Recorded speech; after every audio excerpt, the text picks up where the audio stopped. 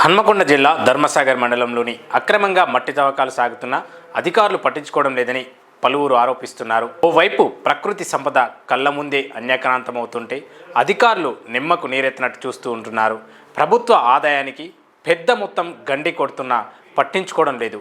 ఒక ఘనపు మీటర్ మట్టి తోలేందుకు ప్రభుత్వానికి 20 చెల్లించాలని గతంలో ట్రాక్టర్ ద్వారా మట్టి తరలింపు సాగేది. ప్రస్తుతం టిప్పర్ల ద్వారా మట్టిని తరలిస్తున్నారు. ఒక టిప్పర్లో 12 ఘనపు మీటర్ల మట్టి వరకు పడుతుంది. ఈ లెక్కన రాయల్టీ రూపంలో టిప్పర్కు ప్రభుత్వానికి 240 చెల్లించాలి. మండలంలోని చాలా చోట్ల మట్టి తవ్వకాలు సాగుతున్నాయి.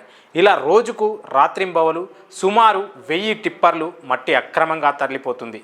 ఇలా నెలకు దాదాపు 73 లక్షల ప్రభుత్వ ఆదాయానికి అక్రమార్కులు గండి కొడుతున్నారు.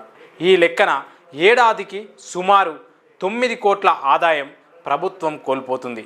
అంటే అనుమతులు లేకుండా రాయల్టీ చెల్లించకుండానే ఇష్టారాజ్యంగా మట్టి తవ్వకాలు కొనసాగిస్తూ ఉన్నారు.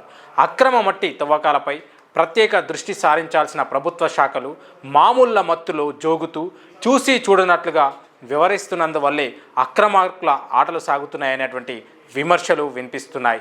నిరంతరం పర్యవేక్షించాల్సిన అధికార యంత్రాంగం అటువైపు కన్నెత్తి కూడా చూడటం లేదన్న విమర్శలు కూడా ఉన్నాయి. అంతేకాదు రాజకీయ పలుకుబడి అక్రమ మైనింగ్పై తీవ్ర ప్రభావం చూపుతుంది.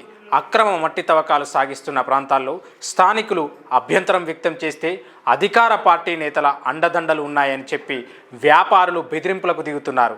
ఫలితంగా అప్పుడో ఇప్పుడు తనిఖీలకు వెళ్లే అధికారులు నెలవారీ మామూళ్లు అందుతుండడంతో చూసి చూడనట్లు వదిలేస్తున్నారు. హనుమకొండ నగరానికి కూతవేటు దూరంలో ఉన్న ఎలుకుర్తి, సాయిపేట, ముప్పారం, రాంపూర్, కరుణాపురం గ్రామాల్లో ఎటువంటి అనుమతులు లేకుండా ఇప్పటికీ భారీ మట్టి ఇష్టారాజ్యంగా తవ్వకాలు సాగుతూనే ఉన్నాయి. ఇప్పటికైనా ప్రభుత్వ అధికారులు అక్రమ మట్టిని తరలించకుండా చూడాలని, స్థలాలను కాపాడాలని స్థానిక ప్రజలు కోరుతున్నారు.